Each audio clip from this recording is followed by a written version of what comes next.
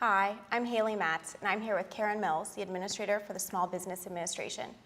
We're here to talk about what the administration is going to do for small businesses to get them growing and creating jobs and leading us out of this recession. We've been taking emails, questions all weekend, and we received several hundred of those. And we're also live chatting now on Facebook, and we'd like to keep getting questions from you as we go. Now I'd like to turn it over to Karen to give a little greater overview of what we're going to do here today and on Wednesday. Well, thank you, Haley. I'm Karen Mills. I'm the SBA Administrator, and I am delighted to be here on live chat. We're very sorry to be late. I know one of you said in business you have to be on time, and we all agree with that, but we had to get a few technical things sorted out, and I really wanted to be live and not just do this to tape.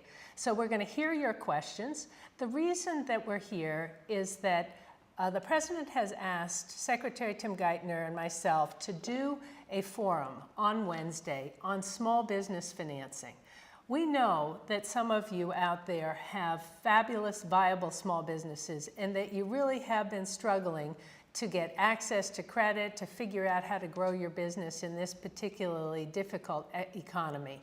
And so we want to hear what you're thinking, what your concerns are. I'll try to answer some of those questions now and ask some of the colleagues that are going to join us on Wednesday for some more insights when we all meet together. So this is a way to broaden things out, and even if you can't travel to Washington to be with us, to hear some of your thoughts.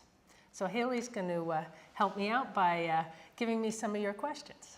Well, before we take some of the ones from Facebook right now, I thought we'd start with one from this weekend, which was a question from Maine, as your home state. That's great. Carol Graham owns a small business in Augusta, Maine, and she wants to know what can be done to help them get a line of credit or a loan. They employ 120 Mainers, and they could employ more, but they cannot expand. Well, in Maine, 120 Mainers employed is a very important business to us, as it would be all across the country. And this is a very good time, I think, for me to tell you all a little bit about some of the things that the SBA has to offer. You probably all know about some of our loan guarantee programs, 7A, 504, but you may be less familiar with some of our counseling operations. And sometimes when you have a good, viable business and you're trying to figure out how to grow and how much additional debt or financing to take on and how to do it, you need a counselor. So to all of you out there, if you do not have a long-term relationship with a counselor who is advising you about your business, you should. We have 900 small business development centers around the country. 350 chapters of SCORE are retired executives, and over 100 women's business centers. The counselors there are trained, and the counseling is free. So I encourage you, come on our website, and we'll get you connected to some of the counseling. This next question comes from Chuck Blakeman from Denver, Colorado. And he's interested in the President's announcement of increasing 7A loans from $2 million to $5 million. He wants to know how this will help businesses and whether the banks are on board. Well, I was in Denver and actually talking to some of the bankers out there and hearing about some of the businesses actually who are looking for somewhat larger loans than we currently can do.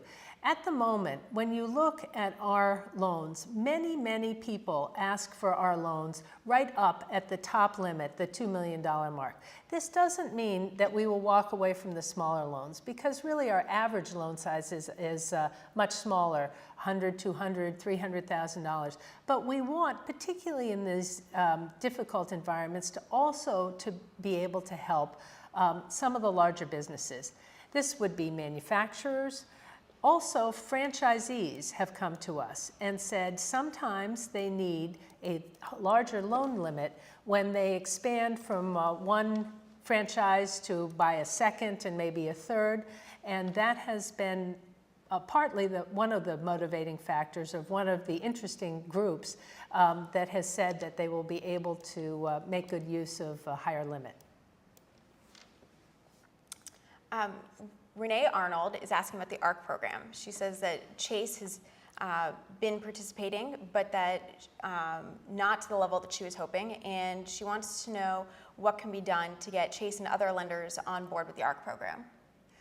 Well, Renee, let me talk about the ARC program for a minute, and then separately, I want to tell you some exciting things that Chase just announced last week in case you missed it. The ARC program came to us with the Recovery Act back in February, and it is a very important $35,000 loan, 100% guaranteed by the SBA. It's a very particular loan. It is for a business that is struggling in this environment and can kind of prove that it is having a tough time, but can also show us that it is viable, because you don't want to take on another $35,000 if you're not going to be able to have a pathway to pay it back. And we ask you to show us that pathway by showing us quarterly cash flows for 2 years in the future. And I know everybody out there who's got a small business, I know you know how to think forward in your quarterly cash flows. It's a really good discipline. So when you come in and you look for these ARC loans, you'll know that those are the criteria. It is to pay down debt that you have and be able to have an interest-free loan. The bank gets the interest, but the SBA pays it. So it's interest-free to you.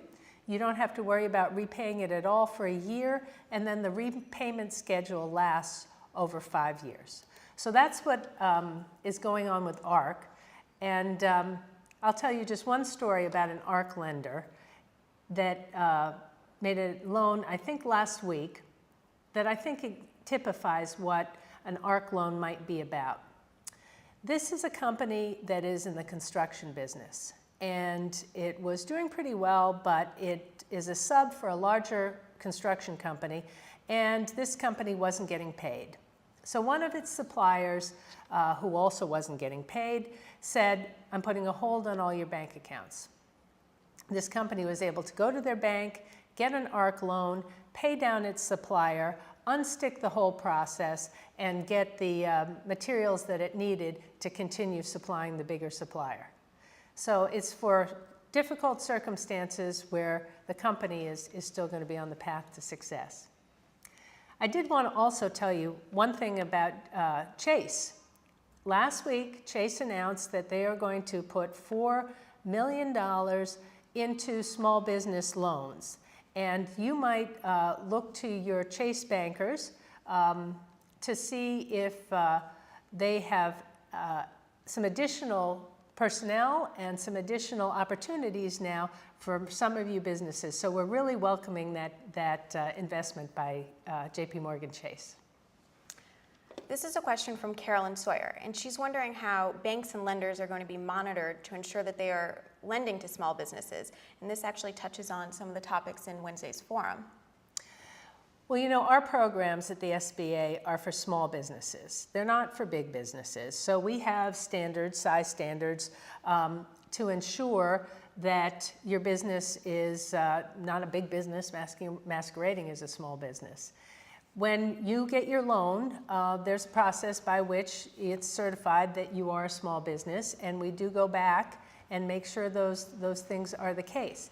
There's different sizes for different businesses, so if you're a manufacturing company, you might have a different number of employees and still be small than if you're an accounting firm.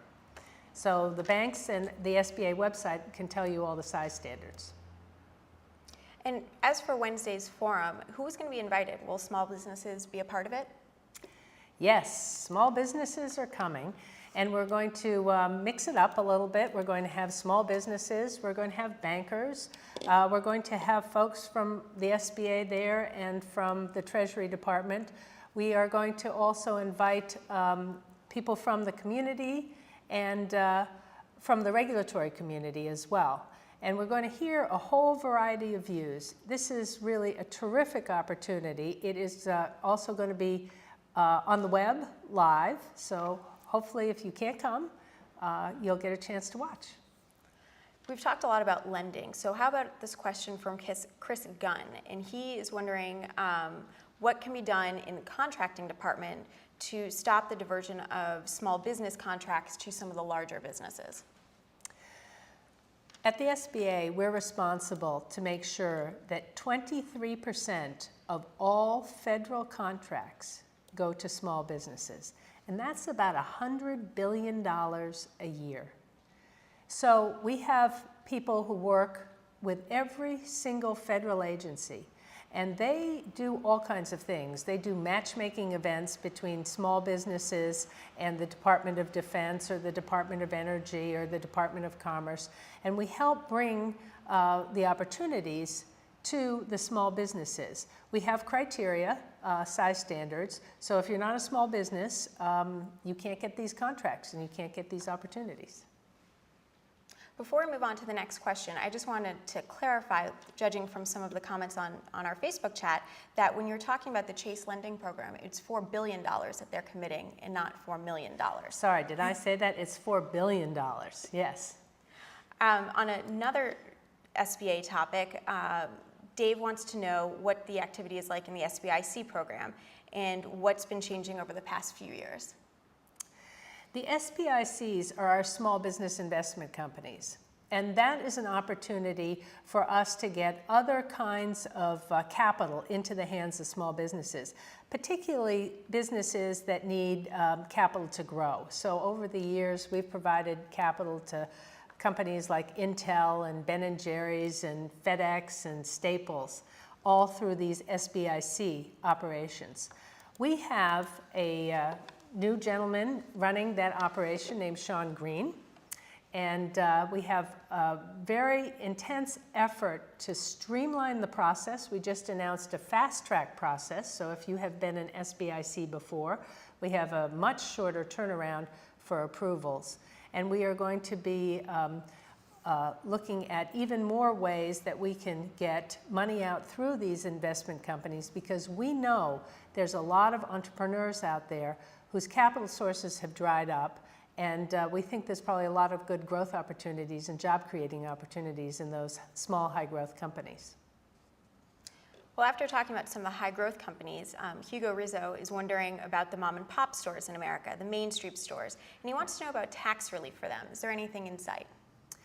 Well, as I was just saying, we have lots and lots of small businesses in this country, but one size doesn't fit all. And at the SBA, we really deal with all kinds of small businesses. So for Main Street small businesses, we have our loan programs like our 7A and our 504, but we also help them with government contracting. We also help them with regulatory issues. And this is something that you all might have some interest in. We have a whole office of the Ombudsman who is there to help you if there's a particular issue you have in terms of regulations or in terms of conflicting regulations between different agencies and you need some help to wend your way through. So we welcome on a case-by-case basis helping you with some of the issues you might have, whether it's taxes or it's regulation, and we'll see if we can't provide some kind of pathway to get some of those issues resolved.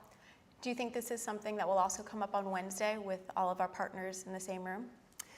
All the issues that are important to small business, I think, will come up on Wednesday. The focus of Wednesday, though, is really small business financing.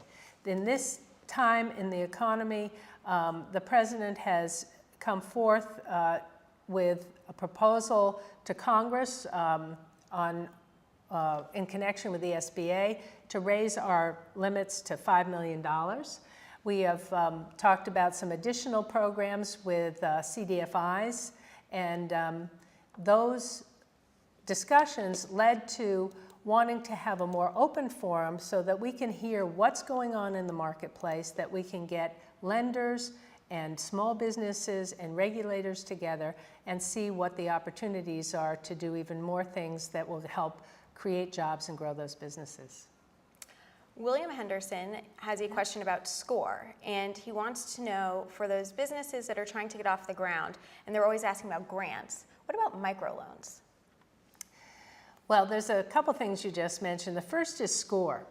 SCORE is our network of over 12,000 retired executives.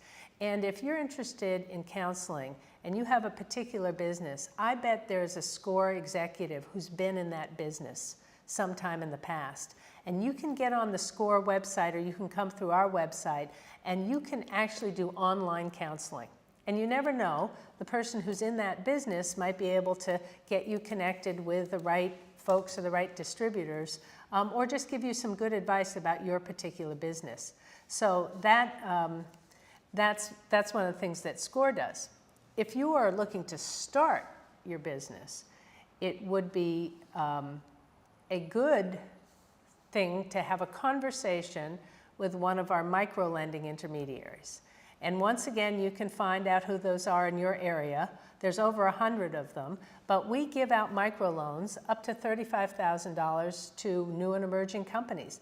Sometimes if you have, a cookie shop you want to start, that can be a microloan possibility, or it may be the next high growth, high impact, high tech business. So those are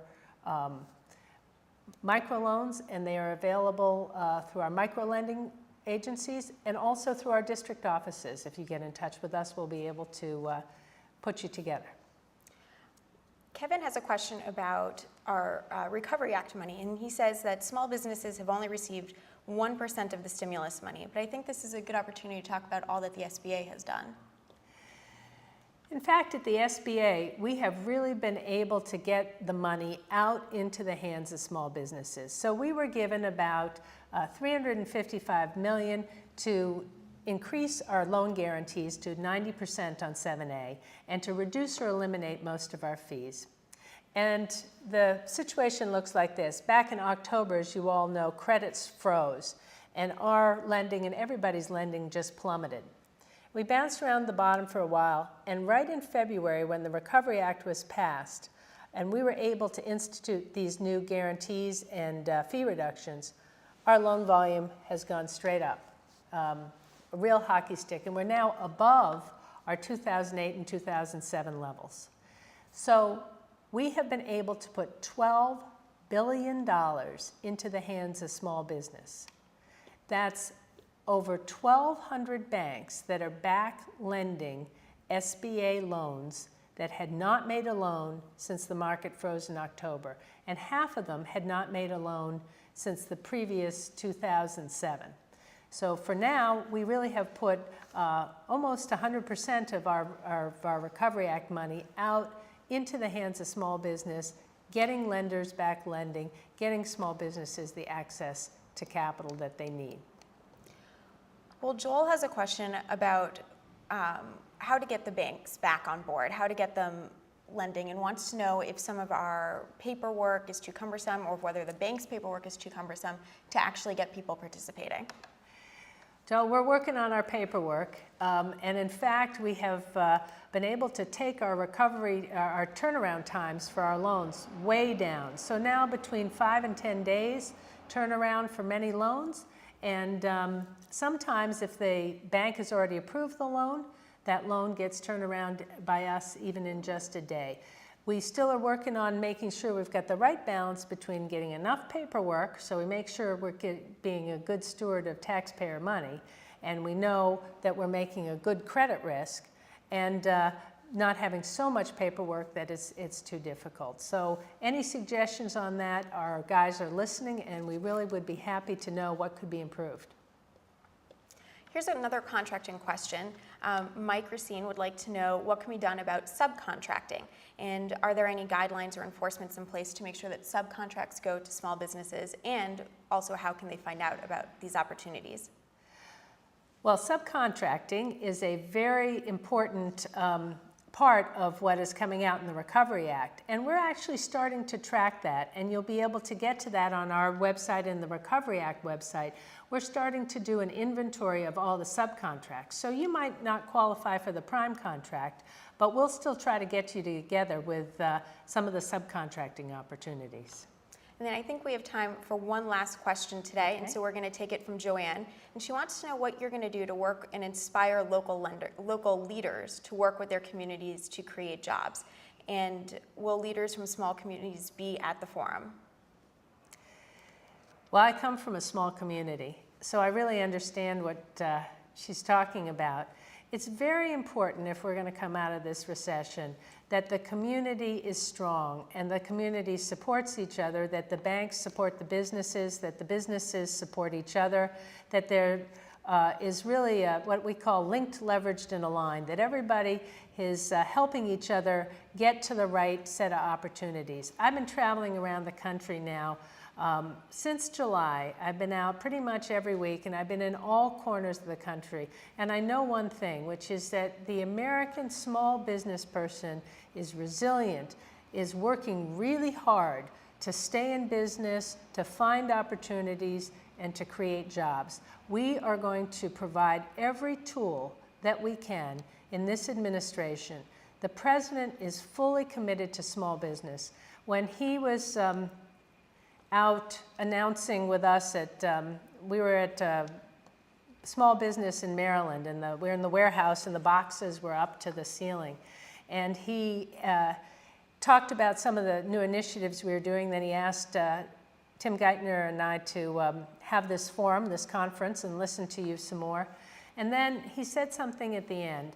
And he said this himself, it wasn't in his speech, but he said, I know how difficult it is in these economic times. He said, I cannot imagine the difficulties that you as small businesses are facing. But I promise you this, he said, this administration is committed to small business. You are our highest priority because we know when you succeed, America succeeds. At the Small Business Administration and at this forum on Wednesday, we're going to be listening hard. We're going to be taking more of the thoughts and suggestions that you have, and we're going to work very hard to make sure that you, the small businesses, have the tools that you need to grow, to create jobs, and to help America prosper. So, been a delight to be here. Thanks, Haley, for doing this with me. And don't forget to tune in on Wednesday at whitehouse.gov if you aren't able to come to Washington.